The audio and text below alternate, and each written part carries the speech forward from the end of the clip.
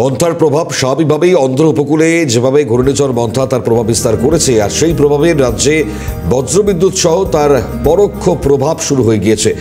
মফিজুলের কাছে আবারও চলে যাব সরাসরি। বাংলায় ঘূর্ণিঝড়ের দাপট না থাকলেও বৃষ্টি শুরু। মফিজুল, কি ছবি?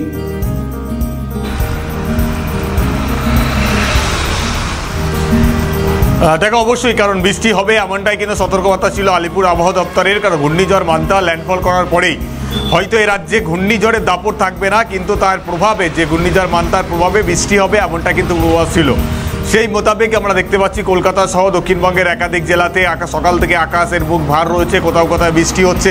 গতকালকেও আমরা বৃষ্টি হতে দেখেছি বিভিন্ন জেলাতে, এবং গতকাল রাতে আলিপুর আবহাওয়া দপ্তর তাদের যে বুলেটিন প্রকাশ করেছে সেই বুলেটিন অনুযায়ী আজকে কিন্তু বিভিন্ন জেলাতে ভারী থেকে অতি ভারী বৃষ্টি হবে।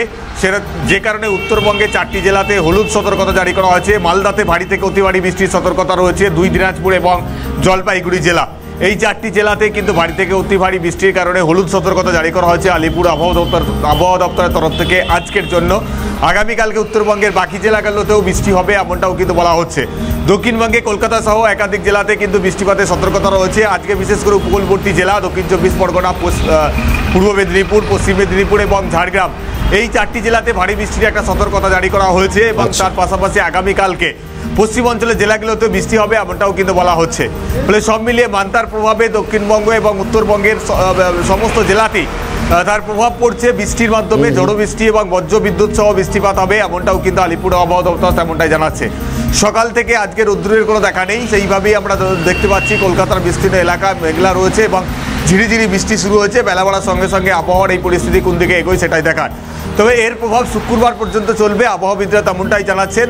উত্তরবঙ্গ থেকে দক্ষিণবঙ্গ বিভিন্ন জেলাতেই কিন্তু বৃষ্টিপাত হবে এবং শুক্রবার পর্যন্ত সেই বৃষ্টিপাতের এই আবহাওয়ার এই পরিস্থিতি বজায় থাকবে। তারপর থেকে আবহাওয়া ধীরে ধীরে উন্নতি হবে এমনটাই কিন্তু আবহাওয়াবিদ যারা রয়েছেন তারা জানান। বেশ নজরে রাখো মফিজুল গোটা পরিস্থিতি। আপাতত ধন্যবাদ। আর এরই সঙ্গে আপনাদের জানাই, অন্ধ্র উপকূলে আছড়ে পড়ল ঘূর্ণিঝড় মন্থা। মঙ্গলবার রাত 2:30 নাগাদ হয় ল্যান্ডফল। অন্ধ্রের উত্তর পশ্চিম উপকূলবর্তী অঞ্চল সেখানে আছড়ে পড়ে। ধীরে ধীরে কমেছে ঘূর্ণিঝড়ের গতিবেগ। যেমনটা জানা যাচ্ছে, অন্ধ্রপ্রদেশ সেখানকার 19টি জেলায় ঝড় বৃষ্টির লাল সতর্কতা জারি করা হয়। অন্ধ্রপ্রদেশের আরও 7টি জেলায় দুর্যোগের কমলা এবং হলুদ সতর্কতা। অন্ধ্রের উপকূলবর্তী এলাকা থেকে প্রায় 76,000 জনকে সরানো হয়েছে। বিভিন্ন জায়গায় গাছ ভেঙে পড়েছে, বিচ্ছিন্ন হয়ে পড়ে বিদ্যুৎ। দুর্যোগের কারণে মৃত্যুর খবরও মিলেছে। অন্ধ্রে প্রায় 1,76,000 হেক্টর জমির ফসল নষ্ট হয়েছে। দুর্যোগের কারণে অন্ধ্রে বাতিল একাধিক ট্রেন এবং উড়ান। উড়িষ্যার উপকূলবর্তী এলাকাতেও ঝড় বৃষ্টির প্রভাব। উড়িষ্যার 15 জেলায় বৃহস্পতিবার পর্যন্ত স্কুল বন্ধের নির্দেশ। উড়িষ্যার উপকূলবর্তী এলাকা থেকে 3,000 জনকে সরানো হয়েছে। তামিলনাড়ু, ঝাড়খণ্ড সেখানেও ভারী বৃষ্টি।